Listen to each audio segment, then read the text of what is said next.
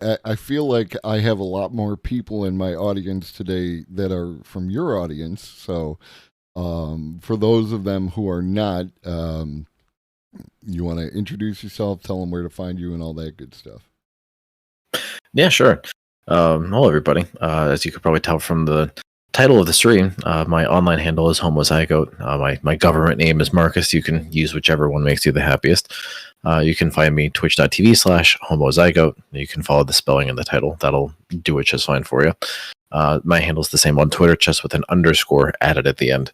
I have not made the migration to Mastodon or any of these other Twitter replacements yet, and probably won't for a while. So those are really the two most active places you can find me. I have a Discord attached to my stream where I am very much present. But yeah, those are really the three places that you can find me. What I do is well, really a variety of things these days, but mostly here to try and get folks to take COVID seriously. I'm a science flavored streamer. I do talk a lot about the pandemic. It's very topical right now, but certainly other issues with respect to academia, science, politics, and the intersection of all three of those things. We've done a lot of coverage on stuff like the recent graduate student strike at the University of California, the 10 school-wide system. Currently, I'll probably wind up talking about the New York City nurses strike tomorrow, among other things. So I do kind of have an increasing variety of content. So it's not just COVID doom and gloom all the time like it used to be, which is good and bad. It's nice to be able to like talk about things that are not imminently going to kill people. That's always a pleasure. Yeah. So now that's a very brief summary of what I'm up to. But obviously, as I'm sure you've seen Globus, there are definitely moments where we kind of go off the rails and look at conspiracy content and figure out what all is happening in the brains of those with advanced rot. So that's another pastime of the stream, is staring into the abyss of conspiracy theory and see what looks back. And you're a PhD candidate in. Oh yeah, I literally forgot that part of my intro. Yeah, I see. This is how little I'm like talking about myself and plugging myself, dude. I'm so bad at this.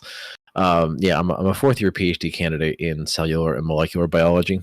My bachelor's and my master's are in microbiology. So those are my qualifications, so to speak. My dissertation work is actually in neuroscience, and my published research is in cancer biology. So I kind of have like three separate domains of expertise, as the academics would call them. But I'm pretty knowledgeable in those three subjects, and beyond that, I do have bits and pieces of knowledge elsewhere, especially as it pertains to why race science is bad. That's a very increasingly important issue within biology. So I'm trying to sort of take up that mantle along with some of the other ones to push back against that when I see it. Mm-hmm. And I feel like, especially as we get better in our understanding of like DNA and how it works, how it's spread across the world, all that kind of stuff, that kind of anti-race science, or that race science people are going to show up more and more, and that kind of content is going to still be necessary, unfortunately, for the time being. Yeah, no, the race scientists are surprisingly, I guess, profound when it comes to their longevity in society. There's a whole slew of content I'm going to go over on stream eventually, but this goes back to World War One era, Nazis setting up foundations that actually fund this kind of work and still continue to do so today. There's a lot of hogs on Twitter that people would really mistake for your garden variety right winger. But when you dig a little bit deeper into their past, you kind of realize that, they actually have, thousands and thousands of dollars of funding from, a right wing Nazi source, the Pioneer Fund. So, it's a situation where there are definitely people who are still being paid to do this very day, to create a veneer of science around racism. So it is only of increased importance that people understand what they're doing and understand their talking points and push back, rather than let them continue unabated, because it's really getting to the point where of all the mass shooters that pop up in this country, they're starting to literally cite race science in their manifestos like it's a book report. So, when it gets to that point, there needs to be academics actually pushing back. And that's, again, why I'm trying to do what I can and spread the word that these people need to actually be, spoken out against in a public-facing way. Yeah, and there's a lot of subtleties that tend to get past the normies. We who have been online, we are more attuned to these things, but those subtleties definitely slide by. So having gives having that mindset gives, I think, your audience and other people, like, you need to be aware of these things, like with how subtle QAnon was to some people with the Save Our Children and things like that. You need to make sure that when you hear these words, you're prepared to, like, edge those people back away from the craziness. Yeah, well, and what's, I think, really underlooked is this almost like intersectionality of brain rot. You're gonna absolutely start to see, QAnon flavors and varieties start to mix with race science, and it's going to become, what most people would perceive to be kind of this jumbled word salad. But when it starts getting packaged correctly, when it starts getting packaged in a way, like you said, that's very subtle and kind of inoculates people with this exact combination of brain rot, you can start to see people like latch on to these very racist, biologically essentialist narratives, and that's why anytime I really see any form of invoking biological essentialism, whether it's from people in chat or Discord or elsewhere, I'm usually the first one to just be like, no, like we have to reject that when we see it, even if we're not actually talking about race science, even if we're talking about something else, because turning to biology as a default reason for why somebody did this, or your grandpa slapped your mother when she was 2. Like, this is not all about biology. Like, life is not always able to be reduced down to this gene's turned on, this pathway does this, somebody took this drug. There are a lot of situations that can be, but most of those are very much like medically flavored, like somebody's acutely sick, somebody's chronically sick, and it doesn't really involve like the social context of things. So, Right. I'm really seeing this like unholy mixture of conspiracy theory, biology, kind of come into more socially flavored and politically flavored contexts. And that's the space that needs to be occupied by academics to actually be like, no, this is not what's going on. Let's back off the racism train here for just a second, and let's actually look at some more systemic causes or more readily apparent individual reasons for why insert thing here is happening. So it's a trend that I'm really noticing, is that people continuously go straight to biology for a lot of things, and that's not always the best course of action. And I think that, like, people like yourself, Corey Campbell, Greg, peer review, your ability to take, because a lot of the stuff you're talking about is incredibly complex. Obviously, you went to school for many years and have to understand a lot of high-minded concepts. Your abilities to simplify without dumbing down, I think, is an asset that we need, especially for those of us who would qualify ourselves as being on the left. We need to have that type of communication happening. Yeah, and that actually goes back to what I say a lot about folks on the left, broadly speaking. Not any particular subsect of leftists, but there's definitely a lot of almost like a knee-jerk rejection of science, and I think you can kind of in a way you can blame Hassan for that a little bit, just because he has a very knee-jerk, like, oh, you're just a STEM lord, you're upset because I said a word wrong, when a lot of the time the the faux pas that he commits wind up actually, again, spreading in a similar manner to people who consume his content. Mm-hmm. So it's almost like we have to kind of take a very informational ethics kind of approach to like how we are communicating on the political left. We actually have to make sure that the things we are saying are grounded in available data, facts, reality, some sort of good representation of how things materially are. And in a more purely political conversation, right, that's easier for us to do, right? We're usually pretty grounded in looking through things from an economic lens. We can talk about the importance of identity and how people's economic livelihoods are impacted or threatened, and we can talk about these things kind of in relation to each other. But there's kind of this third, at least for now, aspect that we actually need to incorporate science into this too, because there are very specific prescriptions for individual behavior, systemic change, and public policy that science does have. And that's going to only be more important as time goes on, right? We're going to have climate change to reckon with. We still have COVID to reckon with. We will probably have more pandemics too, and we actually have to make sure that science does not go unaccounted for in the political left. And going back to what you said, right, that ability to try and speak leftist or speak the language of whoever you're communicating to as a scientist. I'm not sure where I necessarily got any chops to do that. I don't know if this is just something that I've gotten used to because I've had to have many of these conversations with family. I think really for me, that's probably how I have practiced the skill. It's been practice. Right when COVID started, I've had many conversations that are very similar to what I've done on stream with my family. Right, that's gotten me in the habit of doing this, at least on a weekly basis, if not more often. So I think there's a lot of opportunity for more scientists and academics to come on board with the notion that you described, right? That fomenting of communication to people who are friendly to science, people who are on the political left, and even to the modern day Democratic Party. There are definitely a lot of people who are going to be worth talking to, and you have to have the skills to do that.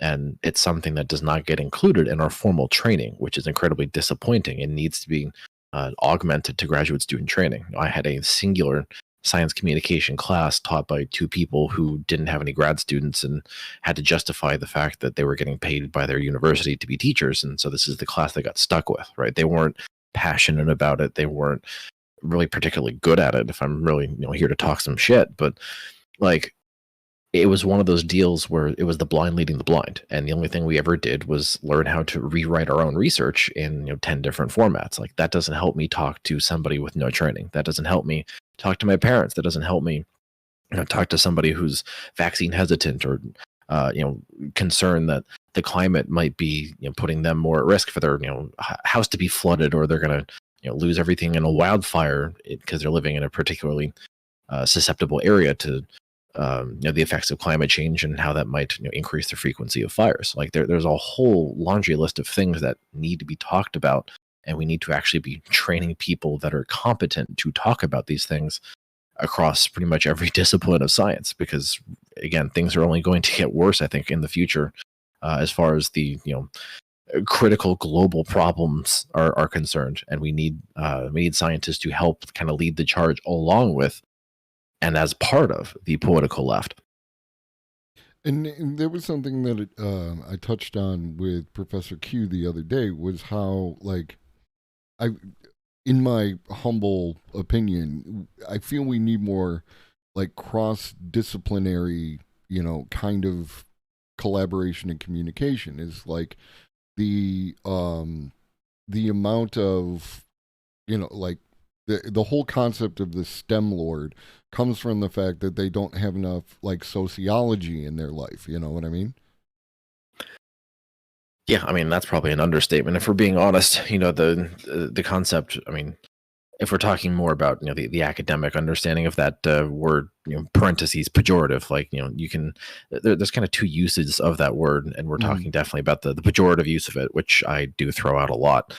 But the reason why there's even a pejorative use in the first place is because not only are they devoid of any sort of cross-disciplinary training or curriculum when it comes to the humanities, broadly speaking, but also just the training that they do have for whatever flavor of STEM thing that they're doing doesn't involve talking to people. It doesn't involve being part of their communities, and that's something that I really think goes undervalued. Is a lot of high school students in the United States, I'll use them as an example, right? In order to graduate, they have to have community service hours. Like, they had to have gone out into the world, at least for a little bit, to sort of justify the fact that taxpayers are helping fund the public education system, and give them an opportunity for upper class mobility and to contribute to society. So they have to go into the community and pick up trash or volunteer for an after school daycare or something like that. Like they have to go do something. And I think that component is desperately needed in higher education, because there are a lot of people coming out of undergraduate and graduate education with the sense that they just picked up this asset and they're going to go make bongo bucks doing something, and they don't give a shit where they go. They don't give a shit about whatever ruination the university system left in its wake by sitting down in a school or sitting down in a town and kind of warping and distorting the city around the university at the expense of everybody else. So there needs to be this like communal mindset that gets fostered from the very beginning in higher education, to where people are coming out of it with a more community focused approach to things. And in doing that, right, especially if they're being forced to go out into the community to talk to other people, they will be not always stuck in their labs. They won't be trapped in the ivory tower, and they'll hopefully have some social skills at the very least to go along with the education that they got. And I think if you have a combination of everything Professor Q probably told you, right, this cross-disciplinary training when they're in the classroom and this interaction with the human beings outside of the classroom, that's going to be, I think, a really good combination for how to train a better scientist, because there are so many aspects of life, universe, and everything that people don't get. Right, the institutions only churn out good lab rats. They don't churn out good people all the time. And I think there's a distinguishing factor between those two things, and we're starting to see it now. Right, you can look at a scientist yelling on COVID Twitter right now, and oh, why isn't anybody listening to me? Oh my God, everybody's believing in the conspiracy theories. Well, who are you? Why do people want to listen to you? Why should anybody listen to you? Who the fuck are you? Just because you have a degree doesn't mean people are going to take you seriously, right? You have to build relationships with other people.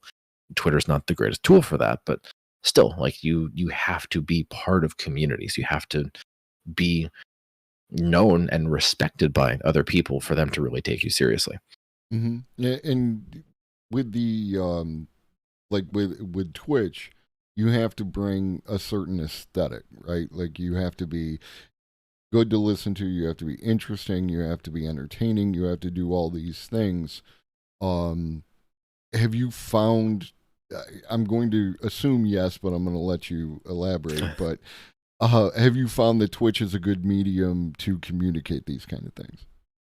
I think it can be. I definitely think it's had value. And I know, a couple of months ago, I was actually kind of having a small little existential crisis about this in my head. And I was like, is it really worth even doing this? It was right after TwitchCon, right? Because I was going through all of the people after TwitchCon who tested positive for COVID, and all the people at TwitchCon who deliberately showed up with COVID and who got on planes with COVID on purpose just so they could go to TwitchCon. Like it was a disaster zone.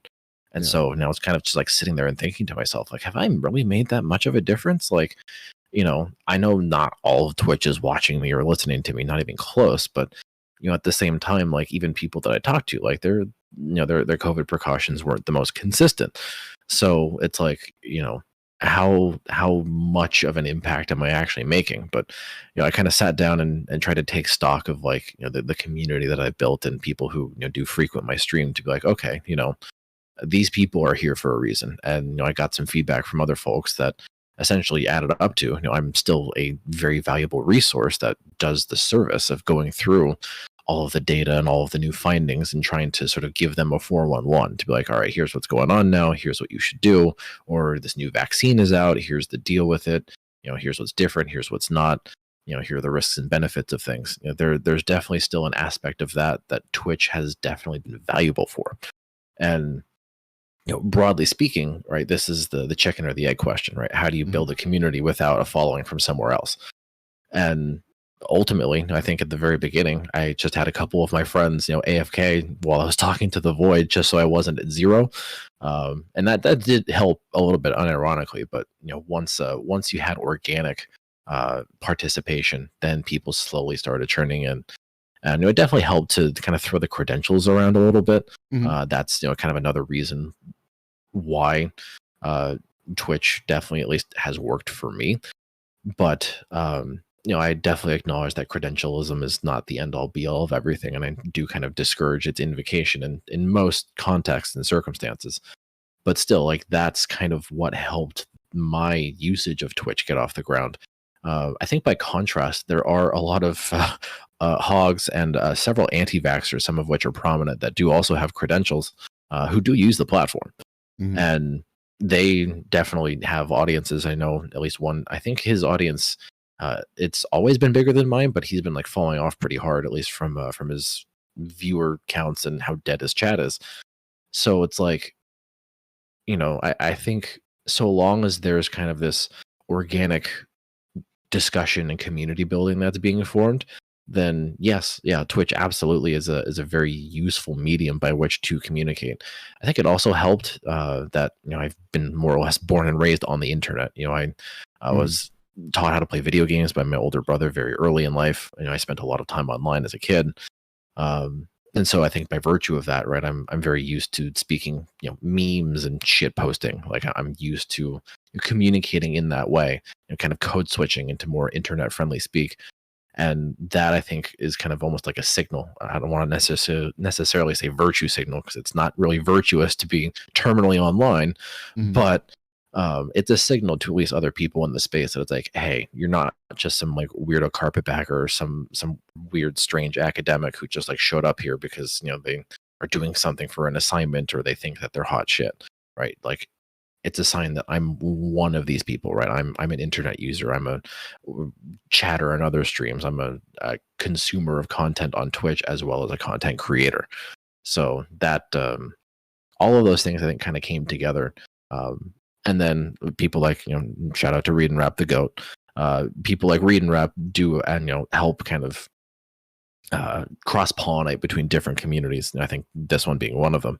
So it's definitely a good thing that there are passionate chatters to kind of connect people and make things happen. That's unequivocally like necessary for the use of Twitch to communicate science. Because obviously, like, okay, cool. If you built a little organic audience, then awesome. But like, who else are you talking to? Like, you want to be trying to expand your reach however you can. That's why I wound up, stepping into that panel last week, because I saw some of the things being talked about were borderline insane. So I said, okay, there are probably people watching this who could benefit from like a little bit of intelligence and not so much brain rot. So it's like, I kind of forced my way in there and tried to, push back against some things that I thought were pretty caustically insane. So, Twitch definitely, I think, also provides an opportunity almost to get into other people's spaces, right? The panels that people have where they're actively soliciting other people to be in there. Like, that's another opportunity to get in there and be like, okay, no, here's how things actually are. And if someone's saying something crazy, okay, here's why you're wrong. I've had to do that on Prime Kai several times just because they keep talking about infectious disease related issues. So it's like, okay, come on, you guys, like, people are going to get hurt if you keep letting crazy people get on here and say crazy things. Like, stop. You need to stop. So yeah, there's a lot of opportunity on Twitch to do it. It's not the only platform to communicate, right? A lot of academics, or at least I should say pre-Elon, they were heavily using Twitter for that. And Twitter does have good uses and utility as well. But Twitch, I think, is unique. One, because of the live interaction. Two, because of the fact that you can cross-pollinate communities. Three, because you can actively go into other communities to have discussions. And then four, I think most importantly, because you provide a space and a centralized point where people can come to you as a resource. Yeah, and I think one that speaks to what you were saying earlier about going into the community. For you, it's the internet community. You are of those people, so you can speak to those people. Right. And like, we all know the long format YouTube video of like an hour is great for getting across like particularly complex points or what have you, but like based on who watches Twitch, I know that like unless you're like Zach App, not a lot of people are hanging out for these long form videos, like I know Gremlo, for instance, if it's over like 10, 15 minutes, he's probably not going to watch it on stream, like because he understands the nature of his community and things like that. So I feel like the interactive nature where you can, we're going to talk about a thing and then I'm going to talk to chat and then we're going to have some jokes and then go back. And that circular kind of thing keeps people active and involved. Oh yeah, 100%. But definitely nobody wants to show up to like listen to a monologue. Like that's not why they're there. And I'm sure you've seen it in all sorts of chats too. But if people are here for a specific question, they'll just show up and regardless of what's going on, they'll ask the question. Like they just want to get what they want to get out of it. Right. And of course, the long form, bread tuber video essay content is not the best for that. It definitely it's interesting you brought up Graham as a contrast. I agree with everything you said. It's something that I'm kind of noticing on the more like academic flavored side of things is that there's just an absolute shortage of any video content at all. Like everything is an article, everything is a Twitter thread, everything is a paper. It's like, can somebody speak to me so I can rest my voice just for once? Like it would be really nice for more academically flavored video content. And I know I still probably need to DM James, but I'm trying to, I guess, be the change I want to be in the world and start to make more of that myself. Just because there's a lot of topical issues right now to talk about. Right, there's the whole zero COVID China thing. There's a lot of race science stuff that needs to be addressed. There's I think there was that like insane ProPublica article about like 5G giving people cancer or something. There's like a whole variety of like academically flavored things that exist, and right now they aren't being covered in that kind of content. Like they're just relegated to a Twitter thread, and that's that. So I think what would also be really good for more intellectually minded people would be to create that shorter form content. Right, you have to practice your science communication skills. You have to distill things without dumbing it down into that nice 10 to 15-minute window, get a point across, get the essentials out, and beyond that, it will be what it will be. But people need to do it, right? It's kind of a symptom of a broader problem that academics point out a lot of issues, with conspiracy theories and whatnot. But it's like, okay, what are you going to do about it? And there's never any answer to it. So I guess I'll start working on that to whatever ability that I can. But obviously there's going to need to be more folks than me who need to pick up the fight and actually like participate in the struggle against this bullshit. And it's going to be even more important because we've got a new Republican House who is going to hold hearing after hearing after hearing about COVID and everything else, and they want revenge for the fact that they had to go get a COVID vaccine. Like there's always going to be this anti-science agitation in this country. I think more people need to actually push back, and the more people that do it, it makes it an easier lift. And that kind of shorter form content is a really good way to do that because you're getting more at people who are vulnerable to that kind of propaganda and agitation rather than the spreaders of said propaganda and agitation themselves. Like they're not going to be people you really convince. It's going to be people who are confused or who don't know what's going on. If you have content that actually pushes back or is a good resource for people to consume, then you're going to see, I think, less brain rot as that kind of content grows.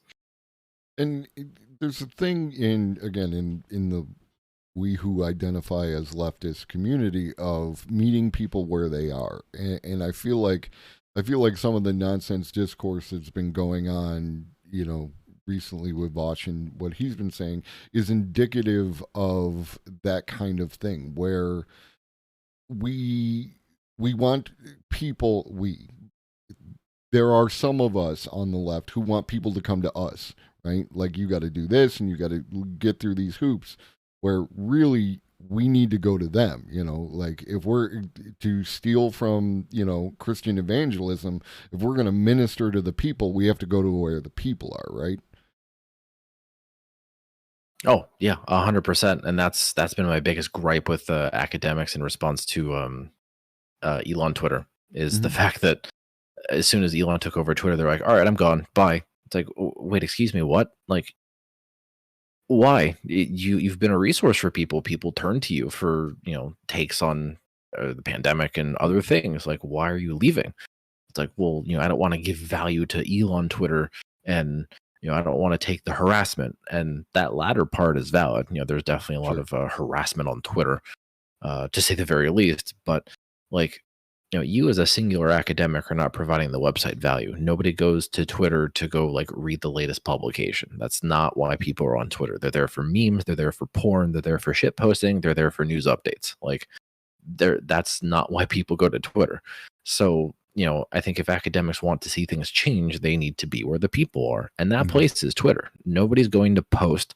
Some people have gone to Mastodon, but Mastodon in its current incarnation is not really the most user friendly thing. It Hmm. doesn't aggregate content in the same way that Twitter does. And I think for the average person, that's going to be an issue.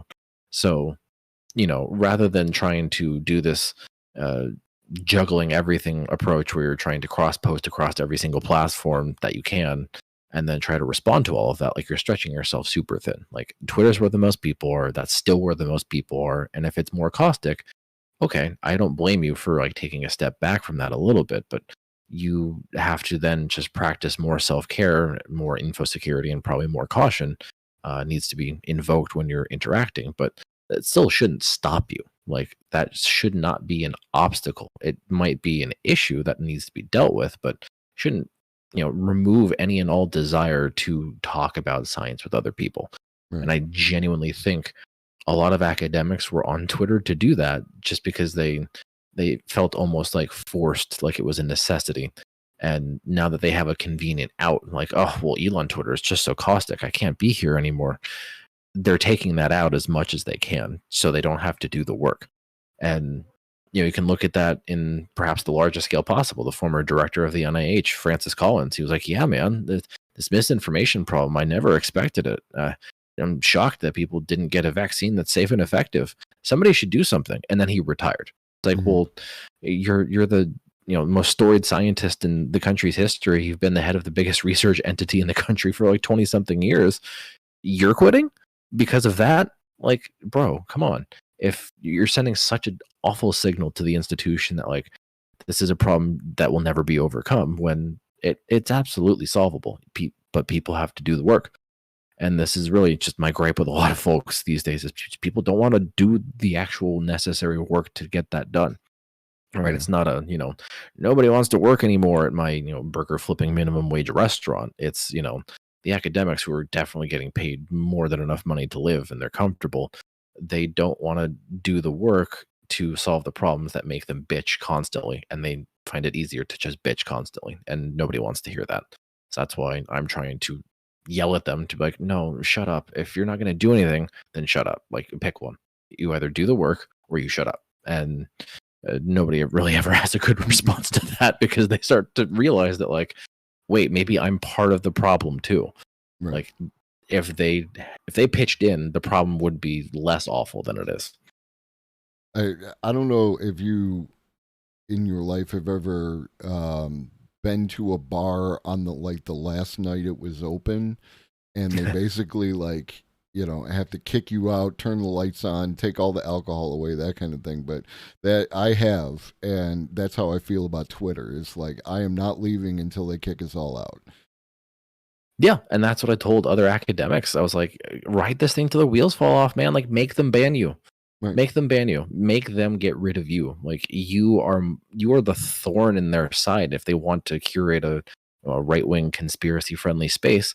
Okay, you are the thorn in their side. You get to be the harasser for once. It's just you're not harassing people on the basis of a protected class status. You're doing it with correct information to get them to stop spreading insane bullshit. Mm-hmm. So you can actually be the one pissing off other people because you're correcting them. And I think that, I mean, at least for me, I won't speak for anybody else, but I kind of like that. I kind of like being, catching a little bit of smoke sometimes. When Buffalo Bill safety DeMar Hamlin collapsed, I preemptively was like, okay, come on. It's not because of the COVID vaccines. The vaccines didn't do that. What are you doing? Stop. Like, anti-vaxxers can fuck off. And then I got all sorts of smoke from random Twitter weirdos. One of them called me anti-football, so I'm currently on my anti-football arc. But it's like, you have to say these things. And somebody else in that Twitter thread was like, who are you even talking to? You're arguing with ghosts, man. Right. And then I had to go screenshot all of the people on the hashtag died suddenly hashtag to be like, what do you think all these people were making it up? And then all the big names started weighing in. You got Charlie Kirk, you got Marjorie Taylor Greene, you got Dr. Drew, you got the typical gamut of anti-vax conspiracy theorists with blue checks. Like, they all said the same thing. And all of them were like, oh my God, I can't wait to see the vaccine killed him on autopsy. And it's like, the dude's alive now. He's off the ventilator. He's conscious and watching his team play. Like, that goes to show you just how insanely unserious and not credible the crazy people are. But it's like, who is spreading that fact? Who is saying that like all these armchair cardiologists were wrong? Who is letting people know that like, hey, Hamlin's just fine. It wasn't due to the vaccines. His medical team's taking care of him. And if you want to speculate on what cardiac event did it to him, leave it to the professionals, especially if they're actually part of his medical team. So, it's one of those where it's like, okay, if there was somebody there to just stick a thorn in the sides of all the crazy people on Twitter and direct them towards good information, then that's a resource that can be spread. That's content. That's a Twitter thread that can be shared. Like, you kind of have to take advantage of that virality. You kind of have to catch some smoke to do it, but it's something that can be taken advantage of. That's what I do sometimes with tweets. I'm like, I don't know who needs to hear this, but here's the message. Use this tweet, take it, give it to whoever you want. Right? I'm totally willing to like catch smoke on certain issues just so I can correct a narrative that's definitely wrong. I know with the Damar Hamlin thing, I tweeted out that thread for that purpose, and I gave it to other people in Discord. I was like, okay, dude, like I know you're, seeing a bunch of anti-vaxxers on this other website that are blaming the COVID vaccines for that. Take my Twitter thread that has information as to what's probably actually happening, give that to them, and you can send people to me if they have more questions beyond that. So having people get into the thick of it is something that's necessary. And like you said, if that's what makes them ban you, then so be it. But you have to do it for them to do that. Doesn't you're just taking up a username at that point on Twitter if you're here with a blue check and a PhD after your name and you're not doing fucking anything. As an aside, I'm not sure if you're aware, but he was actually released from the hospital today and he's on his way home, which is good. Let's fucking go. Yeah. And that's a credit to the first responders on the field who got his heart started twice on the field in the span of 10 minutes. Like, those people did the proper medically correct thing, and they did so incredibly quick because that's what they're trained to do. Like, where's the thanks for those people? Where's the discourse about how those people busted out a defibrillator, which figured out that his heart rhythm was either off or completely gone, and applied the correct shocks? Like, this is a very scientific medical event that just happened on national TV. Where are the academics being like, okay, folks, here's probably what's going on. Here's what happened. Here's what I saw. Like, I know there was one YouTube video from an MD that was circulating around, and that was a good thing. And then there were a couple of threads from like emergency doctors that would be like, well, if, this is my patient, here's what I would be thinking of to like rule out and that kind of stuff. But it's like, I can count the number of people saying that on one hand compared to, everybody blaming the COVID vaccine. That's like hundreds of people. So there's definitely a disparity between the crazy people and the smart people. Like, more smart people need to be agitating on the platform. And I think that speaks, especially like what you're saying about academics on Twitter. It speaks to something like Levelhead talks about with local government. Professor Q has mentioned it with local government and school boards and things like that. Is the concession of these spaces, like where somebody just tried to come in and they're globally banned, so that's cool. We need to not concede those spaces just because they are difficult. We need to, occupy those spaces and give that kind of pushback. And it's not for everybody. Not everyone needs to be out there on the front lines doing it. But if you have that capability, you're almost obligated to do it because you don't know who else might, right? Yeah, and I think some less than credible people who still have degrees have been saying exactly what you said on Twitter, and I feel like that's a really good message coming from some of the worst people. But like, the message itself is great. Like, you absolutely need to not cede spaces to conspiracy theorists, right? There is a value in having public facing intellectuals and credentialed people, because they carry a lot of weight and they are very well equipped to push back against a fair amount of bullshit, especially as it pertains to whatever their expertise is. If I wasn't, kind of a carpetbagger because I'm just here for school, then yeah, I would really start like digging down and showing up to, city council meetings and stuff like that. But that's definitely something I would like to do, beyond that, once I actually like find a place to kind of settle down.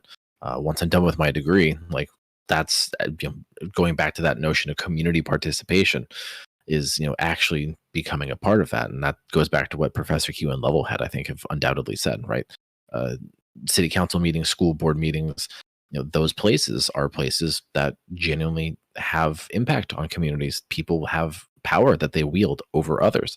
And if they're not using that power with, good scientifically grounded understandings of the situations that they're trying to control or otherwise manipulate, then bad things are going to happen, right? It could be as simple as trying to find clean drinking water. It could be something about, vaccine mandates and pandemic precautions. Like there's a lot of impactful things that happen on smaller levels, but there's that giant sense of communal disconnect, right? We're all, main characters of our own movie. We're all rugged American individualists trying to, rough it and make it our own way.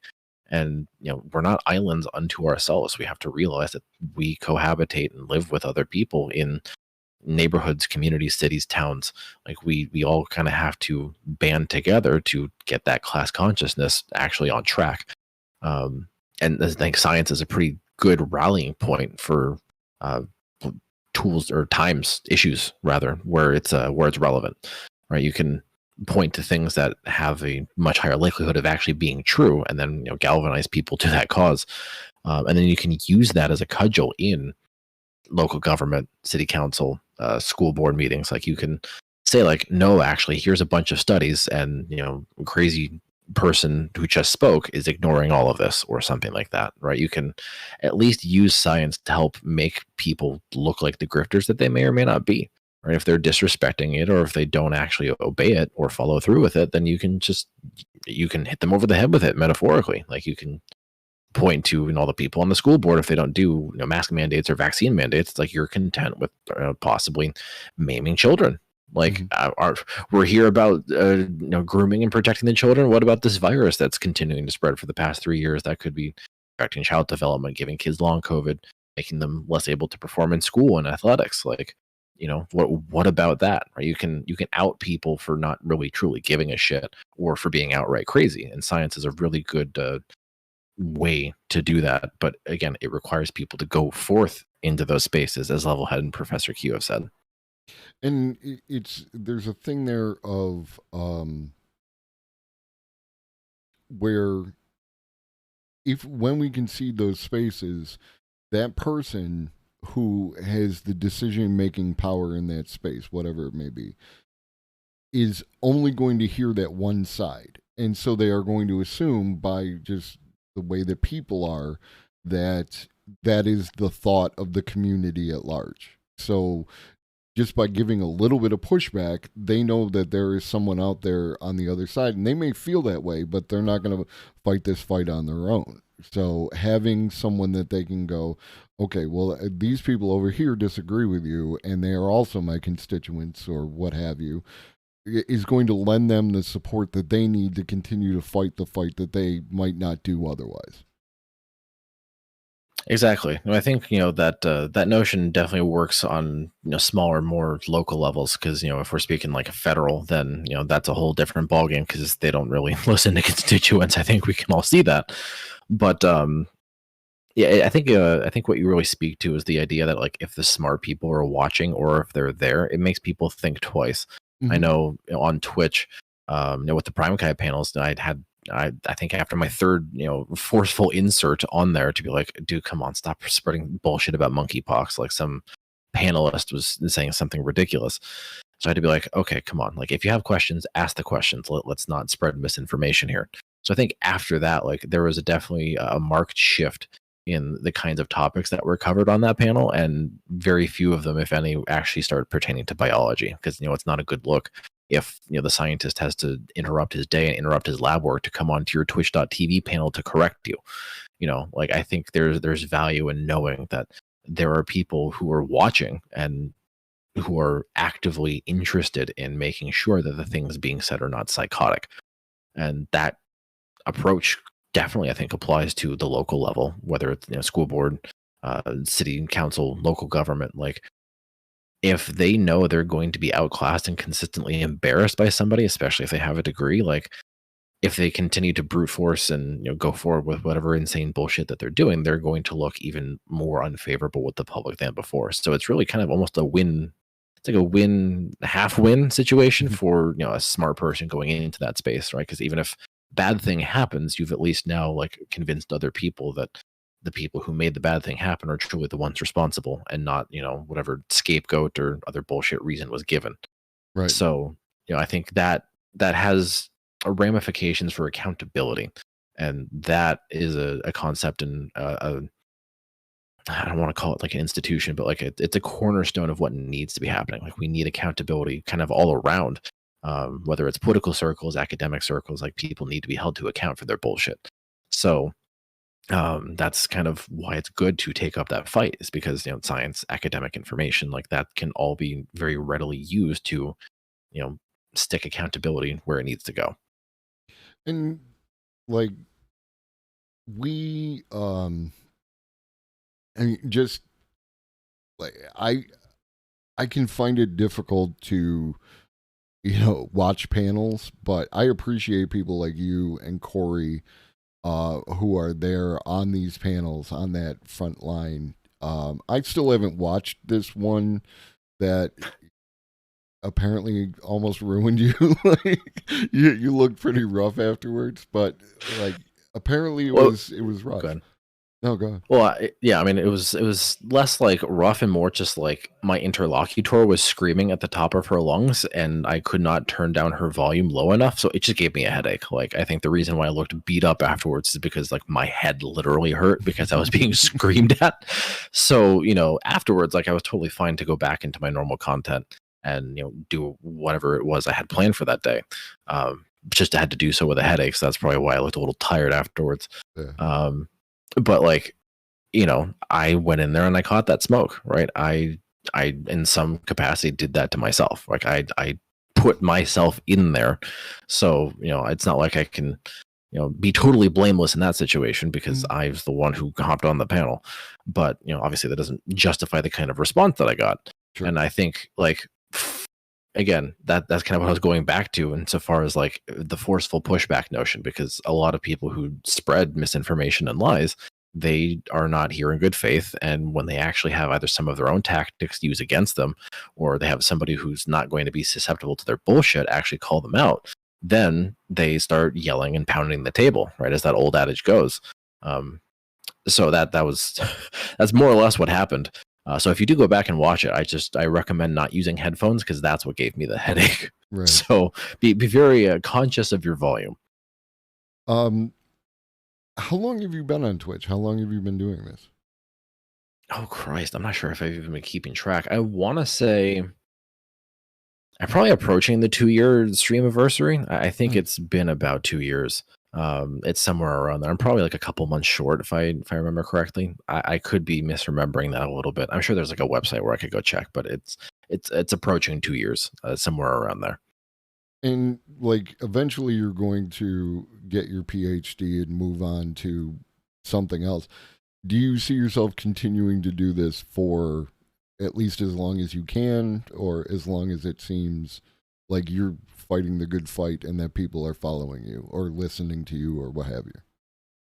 Yeah, I mean, I'm definitely interested. Yeah, I think a part of it's obviously going to be contingent on like, what job I wind up getting afterwards. But at the very least, like being on here for as long as I have has communicated the necessity of the work to me. I think this is lived experience that's shown me that like the online community is a community worth being a part of, even if there's a stupid amount of brain rot in other places. It's definitely worth actually being where the action is, because a lot of the things that happen today happen online. Like you don't have, at least not yet, you don't have crowds of anti-vaxxers trying to do an insurrection on the NIH or something like that. Like they're not storming literal laboratories, at least not yet. So a lot of what gets people to that point happens online. So whatever I can do to push back against that, I'll absolutely do.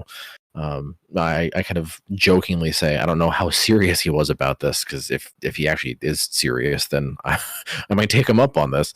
But I know Dr. Neuro, the CDC employee who is also a Twitch streamer, who I talk with a bunch. Mhm. Uh, Again, I don't know if he was joking when he said this, but he said, when you're getting close to graduation, let me know what your plans are. And I think that was a kind of an intimation that, like, yeah, I might have somewhere to plug you in at CDC. So if that's genuinely an opportunity that lies before me, then, like, yeah, I'm gonna fucking jump on that. Are you kidding me? Like, I'm gonna Right. make CDC great again hats and wear them every day to work. You know what I mean? Like, I'm gonna take that opportunity. I'm gonna jump on it.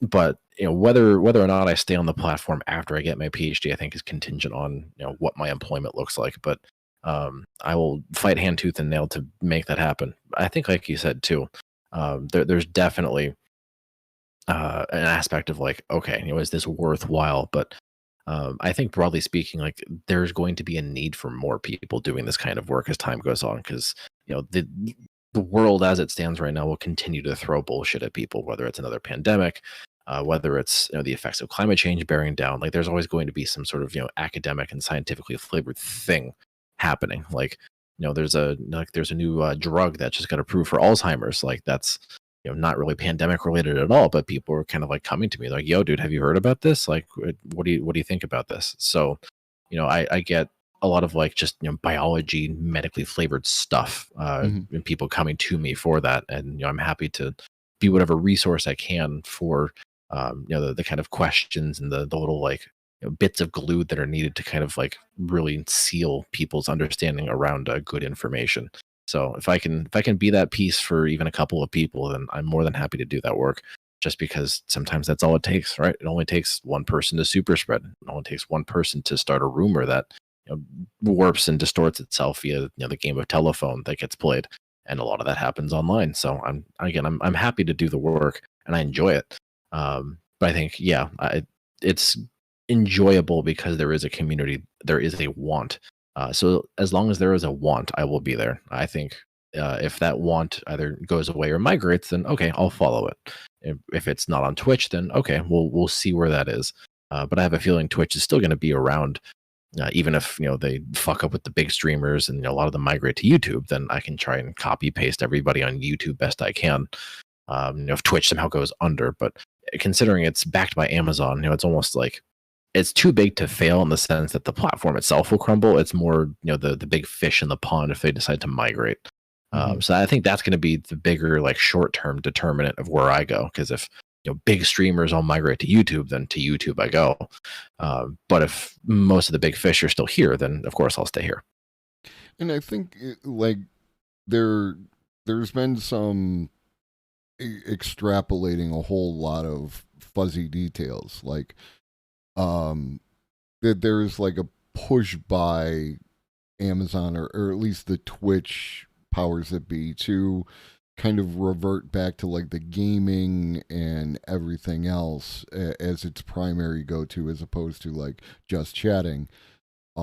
Which, like, if anyone's listening at Twitch, I think is a huge mistake on your part, because you could literally replace television with a lot of the content. You should be like creating creator funds to have, like, people could do acting, right? Like, I've got this green screen behind me, and if I moved some things around and got a couple other people and we studied some lines, we could do a show, like a sitcom. And for people, for the chat, and for anyone who's thinking about getting into streaming, like, you don't just have to do this talking head thing. You could, like, if you don't feel there's enough inclusion in whatever community you represent on television, maybe make your own, right? Like, you have that opportunity. Like, it requires, say, 3 or 4 people to do a like mini sitcom kind of scenario. You could do that.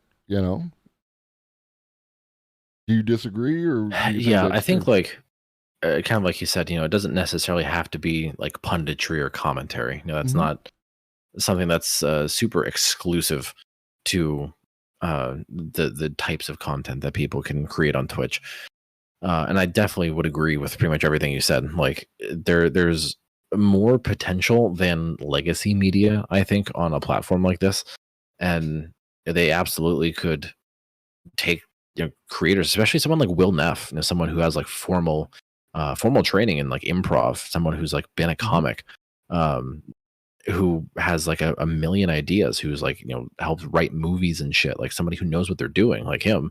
You could absolutely draw people to the platform because they have the chops to create content that people would actually tune in and watch, right? There's just a massive shortage of like good content right now. I mean, I would firmly say that, like, Mm-hmm. Netflix is canceling things left and right. The frequency of originals that they're coming out with is decreased, and the ones that they do come out with, the good ones get canceled and the bad ones are always around. Like, that's kind of the fucking way it goes right now. But like, Amazon's kind of branching into its own originals. Like, they've got, The Boys is one of their biggest ones, but those are more like your typical Hollywood style productions. That's not the only form of content that exists. Right? You could Mm-hmm. absolutely, juice up your bigger streamers, your partnered Twitch streamers, the ones you vetted and you know of, to create content that you could then even stick on, Amazon Prime or something for other people to see, and you'll pump it up in your algorithms when people are browsing for, dumb shit to buy on Amazon. Like, there's absolute massive potential, and it really, I think, speaks to almost like a, I don't want to use the word like generational, because I think being a boomer is more of a mentality rather than Mm-hmm. a birth year. But there's just a lot of boomer minded people at Amazon, and even probably in the upper echelons of Twitch, that don't realize what they have. And if they don't figure that out, then they're losing out on money. I mean, look, if you want to approach it from the purest, most capitalist sense, they're losing out on so much fucking money, Yeah. whether it's ad revenue, whether it's people subscribing for the content. Like, there's a lot of money to be made there, and they're literally riding a cash cow. They don't realize it, and they're about to ride it off a cliff if Mm-hmm. they keep mismanaging the contracts and the ad requirements for the bigger streamers. Like, it's not all just about advertisement, and that's another aspect of Twitch that's kind of onerous right now, is like advertising and the use of ad block and stuff like that. Like, people get discouraged from watching new streamers because they show up and they get ass blasted with like 3 minutes of ads. Like, Right. of course, nobody's going to want to stay on your platform if you show them nothing but ads. It's the first thing they see. So that doesn't have any impact on the streamer, but that's a Twitch issue. Yeah. But And yeah, it's one of the things, like, I have pre-rolls on because I don't want people to catch ads during the thing, because I'm not, the most I can expect out of this and hope for out of this is that it like self funds to buy new equipment and things like that. But like having a better way to integrate the ads into the content, not be 3 minutes long, have some choice over the ads, I think would go a long way. Um, for chat, like especially, see, I grew up at a time when TV still flew through the air and hit antennas and shit. So I used to watch this show called Cat's Pajamas, and I got exposed to like the Dick Van Dyke Show, the Honeymooners. If you Google those, these are like 3 to 4 people doing a little thing. You could create a similar type, again, sitcom in your own space, in a small space with a couple of your friends, and that kind of content could be integrated with the ads that they want you to run, because if you watch old school sitcoms, there are ad breaks, so you could do that kind of thing. And I feel like it's a natural progression of this platform, because, and I feel like Amazon knows, because Thursday Night Football is on Twitch, right? You can watch the game with a chat, and and so it's like right there where we are that close. yeah. Honestly, like, I know they, yeah, I think it was the football deal went to YouTube. If I remember correct, there's some sort of big like football contract thing that went to YouTube.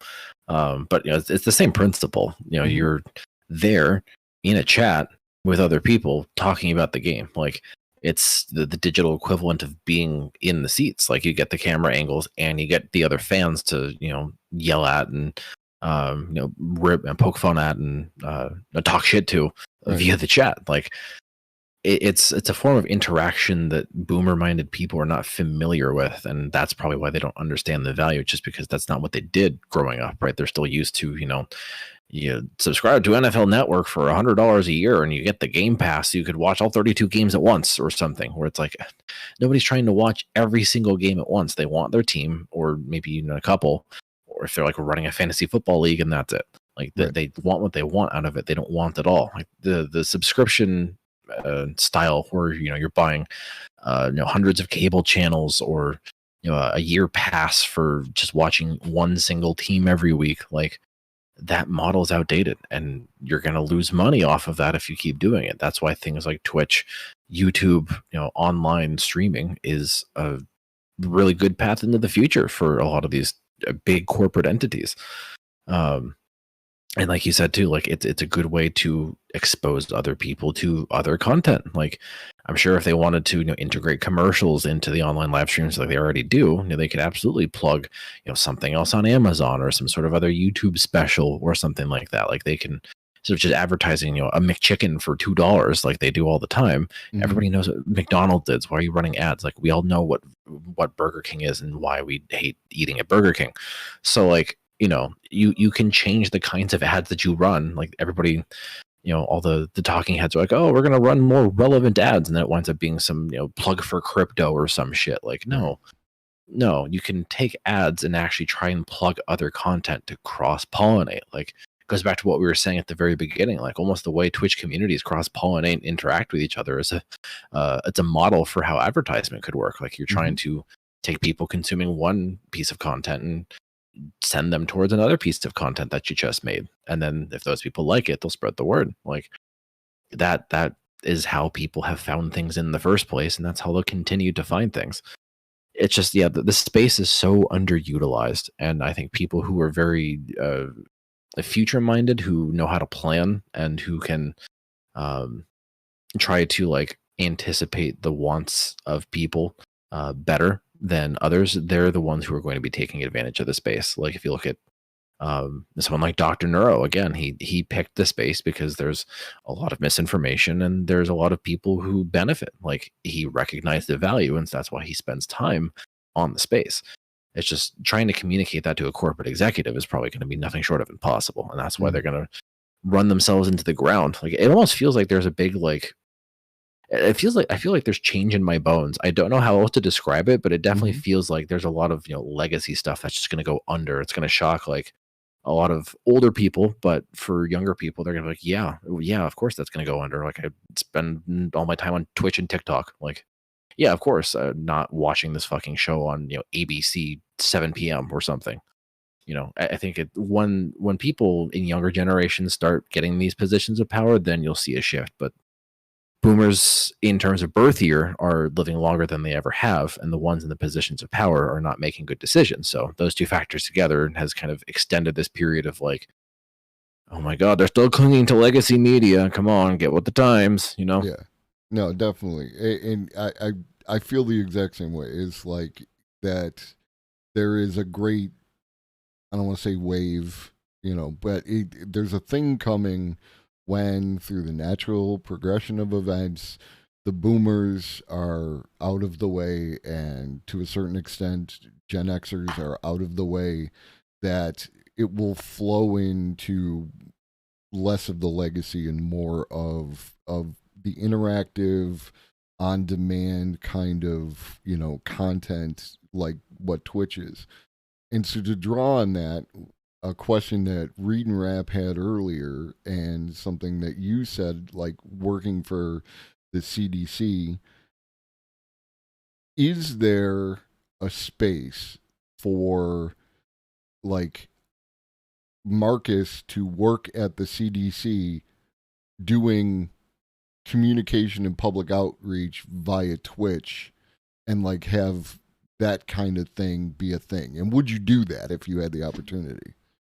I mean, if there was a chance to do that, I would do that and not even think twice. Whether or not there will ever be an opportunity is, I think, still up in the air. I know, I forget how many vaccines ago this was, But I think at least when the third one was out, when they were just telling people to go get a booster, I know they literally had Fauci on a Twitch stream. Like they brought that man onto Twitch along with like two random Twitch partners who did not push him on anything important. They just kind of let him say whatever he wanted. And then of course, people who were asking genuine good faith questions were getting banned because they were being interpreted as anti-vax. Like I remember that pretty distinctly.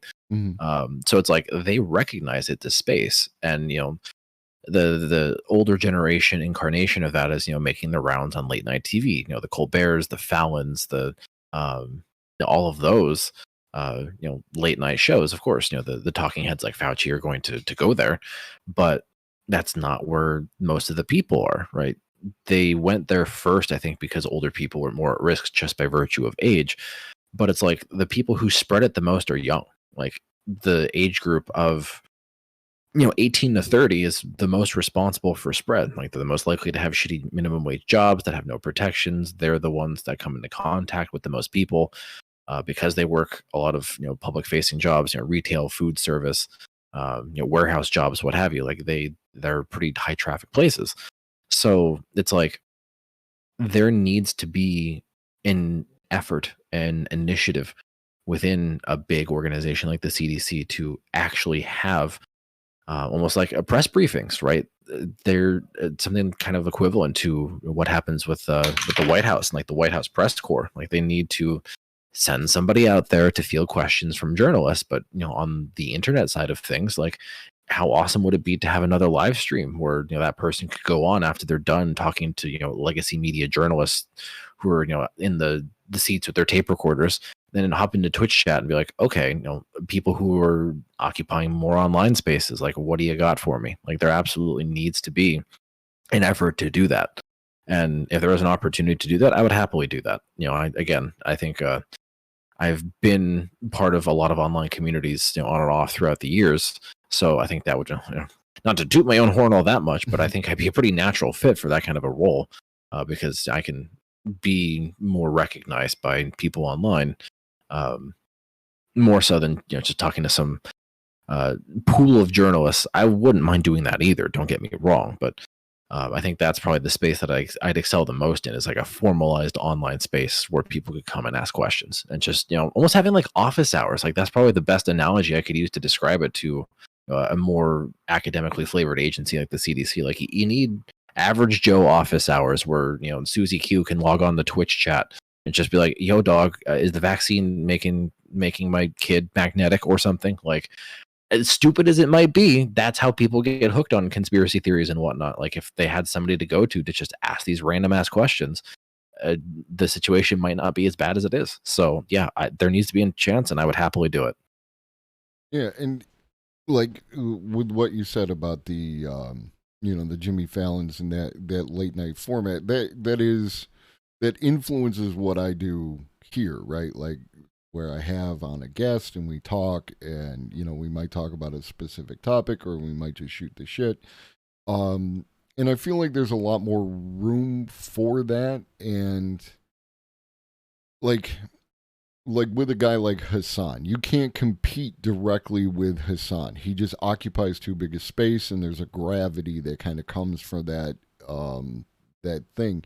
You have to kind of like start carving out your own niche, and that's why I only stream for like 2 hours a day, but I'm here on the regular Monday through Friday, and then like most recently I got into this AI discussion because I feel like there's a lot of misunderstanding and miscommunication around that, and to genuinely have another person on to speak their piece. And I like to feel that I ask like probing questions, but I'm not here to debate you, right? Like I'm here Right. to talk to you and have a conversation, that kind of thing.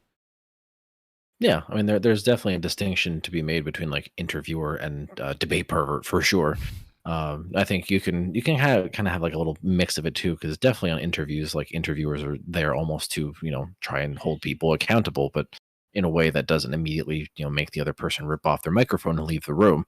Right. But like broadly speaking, yeah, I would agree with that notion that like somebody like Hassan is probably not doing enough to kind of like plant the seeds in other communities. Because I remember back when, I mean, I don't know if, how he raids now because I'm never in his stream at the very end.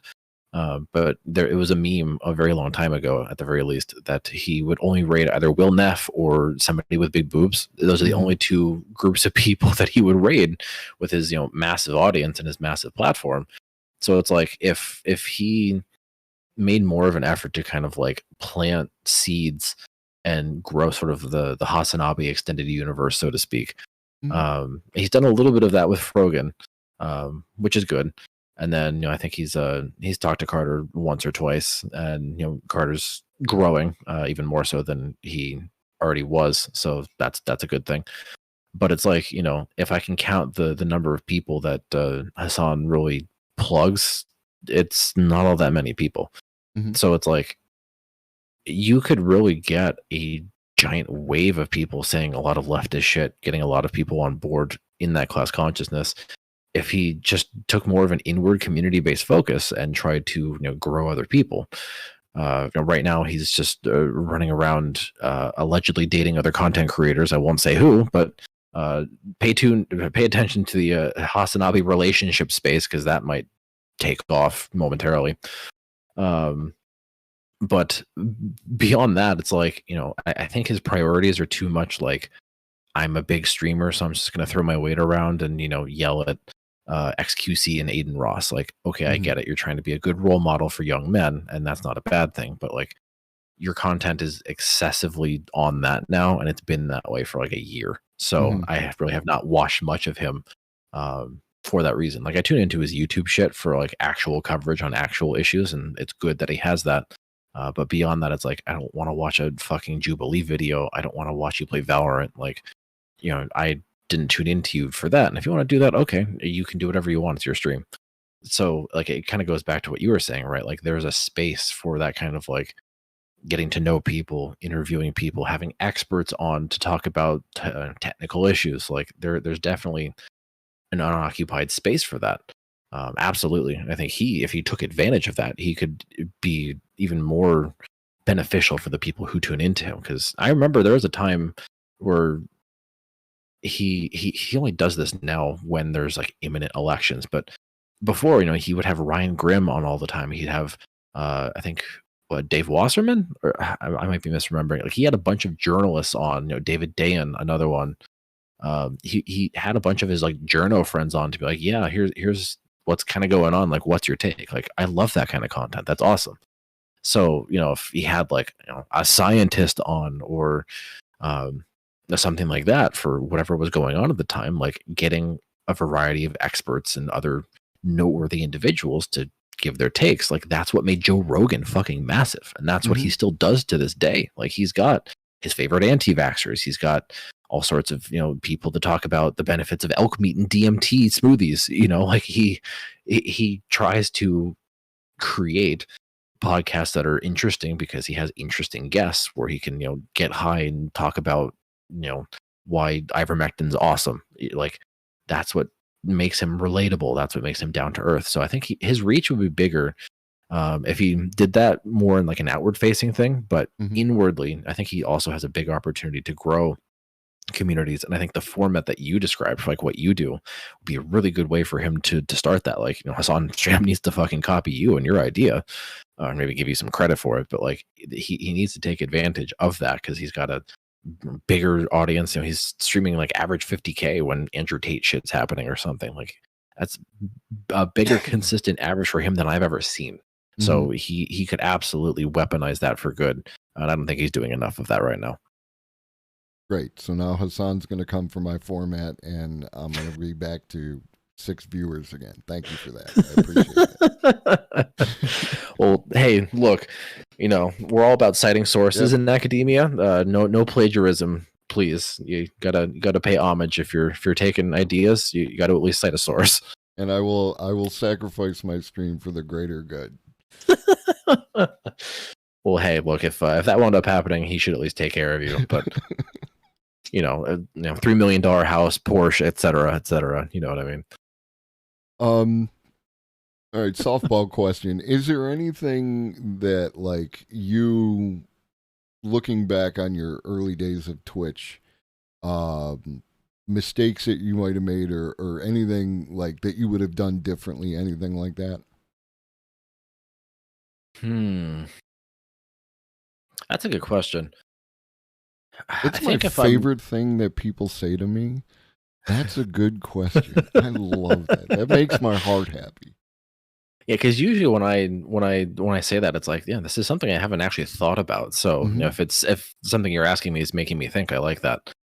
Um, I think at least like looking back on what I've done sort of in the early days, I think probably what I needed to do better was like network and connect with other streamers because there are probably some people that I could have like been a greater part of their communities back in earlier times. That's for damn sure. I think maybe from the informational standpoint, in terms of mistakes, I think maybe like around this time last year, I think I was maybe hyping up the first Omicron a little too much, but that was something that like nobody could have predicted the way it was going to change in terms of its biology. So I think there are a couple of like informational mistakes back then. But if we're talking like early days, like vaccine rollout era, like early 2021, um, yeah, I think it's more just networking and being a participant in other people's communities because that's a big part of what Twitch is about. Is like you're in other people's chats and then other people come to your chat. Like it's a two-way street. So I think I probably could have done a better job about that earlier on. I know like when I first started, there are definitely a lot of other communities that I was already a part of, and that's kind of what also helped get me off the ground in my early days. But I think I could have definitely been more active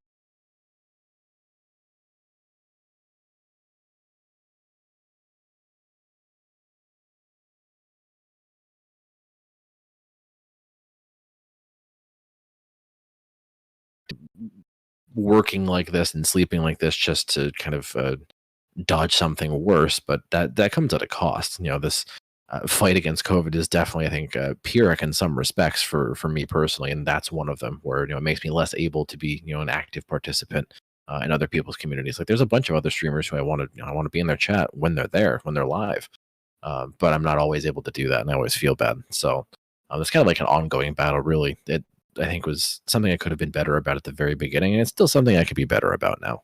So, Hmm. So, besides me, who's your favorite streamer?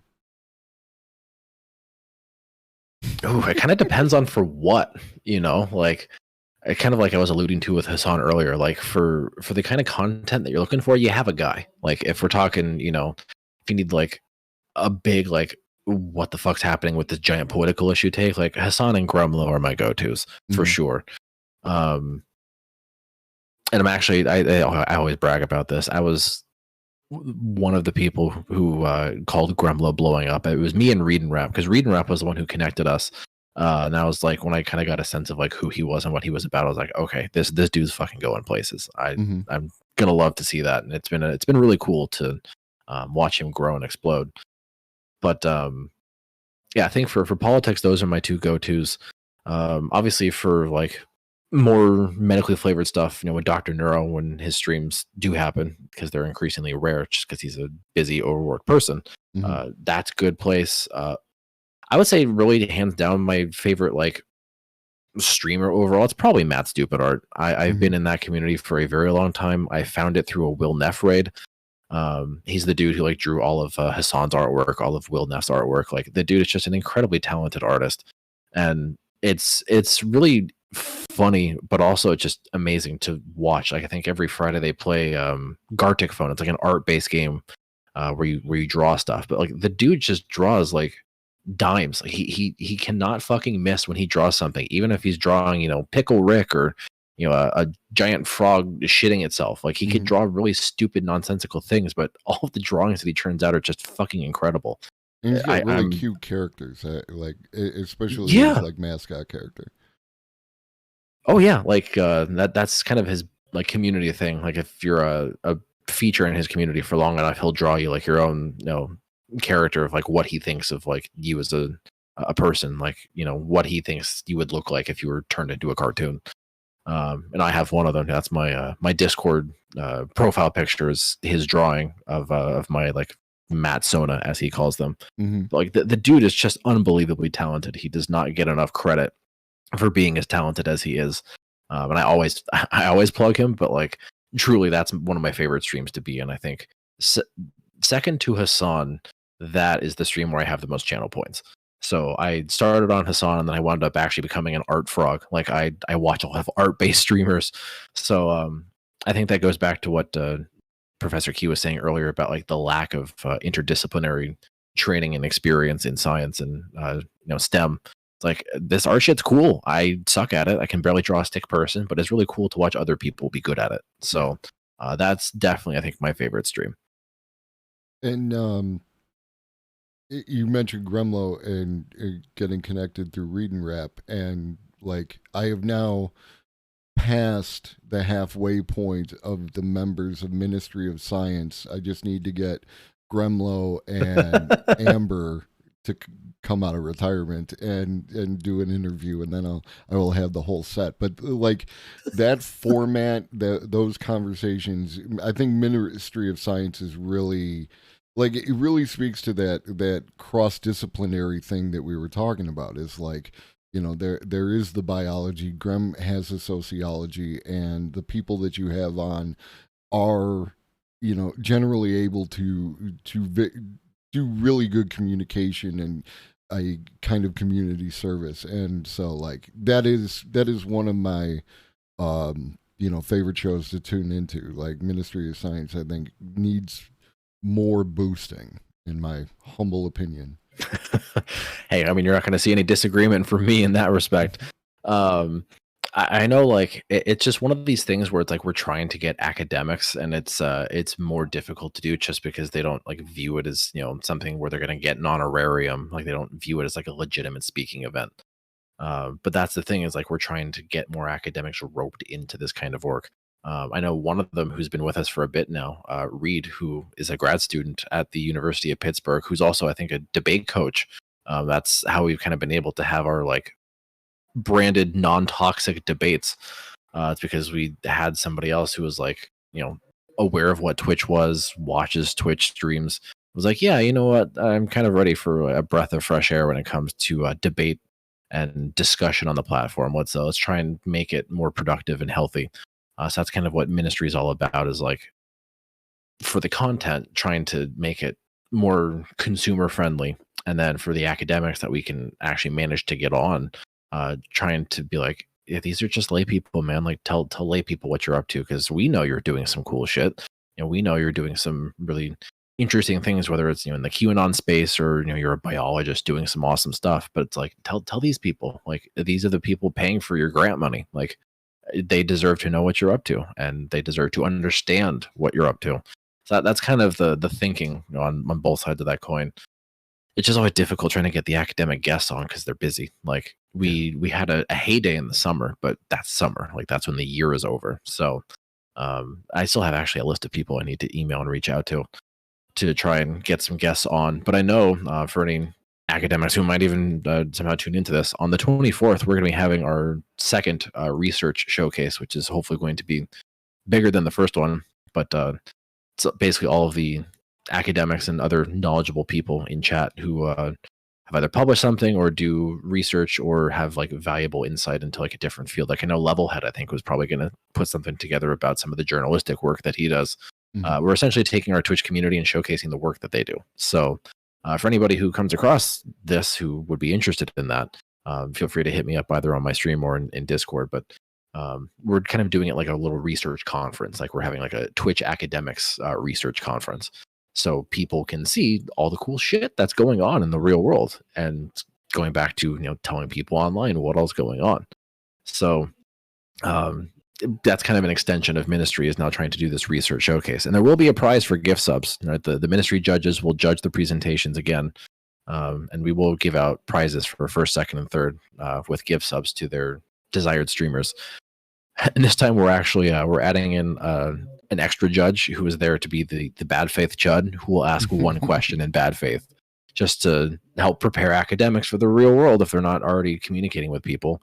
because people will get them twisted and take them out of context constantly. So that's a skill that they need in their skill set, is to be able to handle hostile communication. So we're doing a nice little simulation aspect of that on top of what we normally do with our 10-minute presentations. So ministry, I think, has a lot of big potential. I definitely think it's been good to get people to tune into a less caustic brand of content.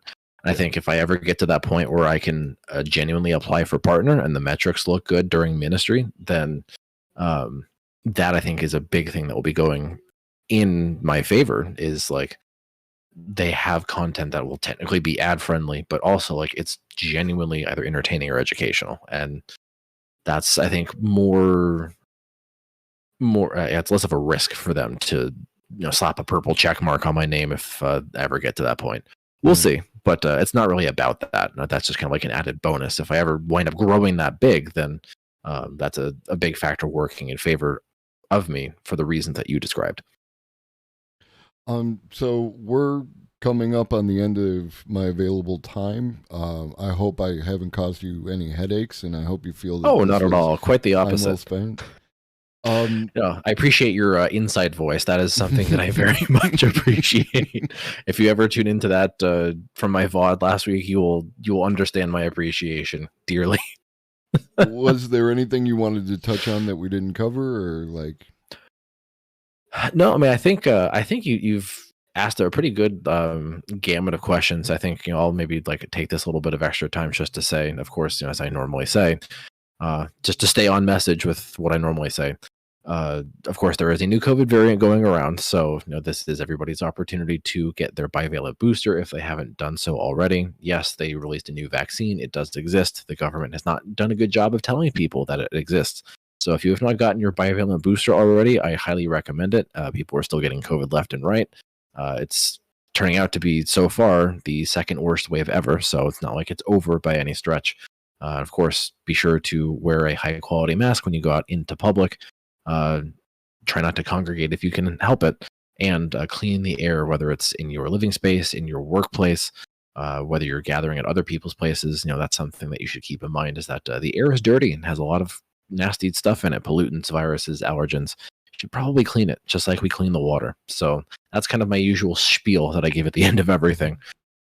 It's always worth reminding people, just because, again, these things aren't going away, and that's actually what we have to do to live with it. So yeah, I need to find an excuse to speak with you again, because I had a wonderful time. This is I love doing this, and this is why I love doing this. Yeah, I very much appreciate the time and the space, of course, to come and talk science and streaming. I always say to people who have me on, I'm always grateful for those who are friends to science. So definitely have you on the roster of those who qualify for that. And I was, before you showed me like the prior interviews that you've done, I was like a little unsure of what we were going to be talking about. But then like once you linked that, I was like, oh, okay, this is totally kosher. Let's do it. So once I knew what I was getting into, I was like, yeah, okay, this is going to be awesome. And it definitely followed through, because I think, again, you give people space to talk, and I like that, because a lot of interviewers, like I just watched the Andrew Callahan NPR interview, and I was like, that NPR interviewer really had an agenda. Like, Jesus Christ, she was out for blood, and like knives are out. But like, you're a nice opposite of that, where it's like, yeah, we're here, we're cozy, like we're having a back and forth. So like, I really appreciate the conversational aspect of how you approach these discussions. It's it's part of what's refreshing about our less caustic corner of Twitch, is that like we all are functional adults and you're good at this. So, it's a nice mix of people and of a discussion. So I definitely enjoyed my time here for sure. Excellent. And we'll definitely make it a point to do it again, especially if there's something pertinent for me to agitate about at the end of the 2 hours, like I just did. Maybe next variant I'll make the rounds and I'll come back here. We'll see what the pandemic does, but regardless, Globus, it's been awesome. Thank you. It's been my pleasure. I look forward to seeing your stream. I look forward to talking with you in the future. Yeah, likewise, brother. Thanks again for having me on, and I hope you have a good rest of stream and hopefully a good rest of your day. Take care. Adios.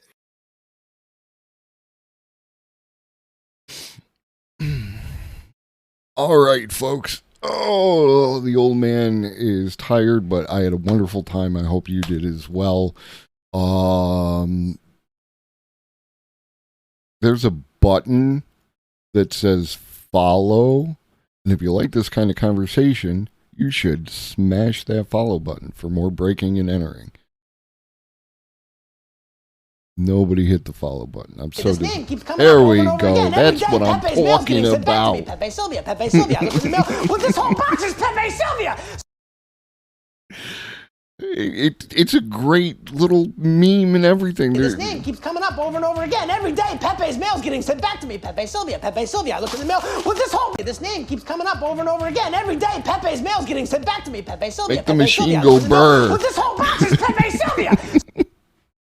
But yes, this is what I do. At least now, as long as I can line up interviews and people to talk to. Tomorrow, I believe I'll be talking with Universal Discourse about AI, their experience with AI. They did their This name keeps coming up over and over again. Every day, Pepe's mail's getting sent back to me. Pepe Sylvia, Pepe Sylvia. I look at the mail. Well, this whole box is Pepe Sylvia. they did their thesis regarding AI, so that'll be an interesting conversation as well. And we always like to talk with UD. I think UD has one of like the best stories that they've ever told in this community, and and they're just a wonderful person to talk to, and they know what the hell they're talking about. So we're gonna raid.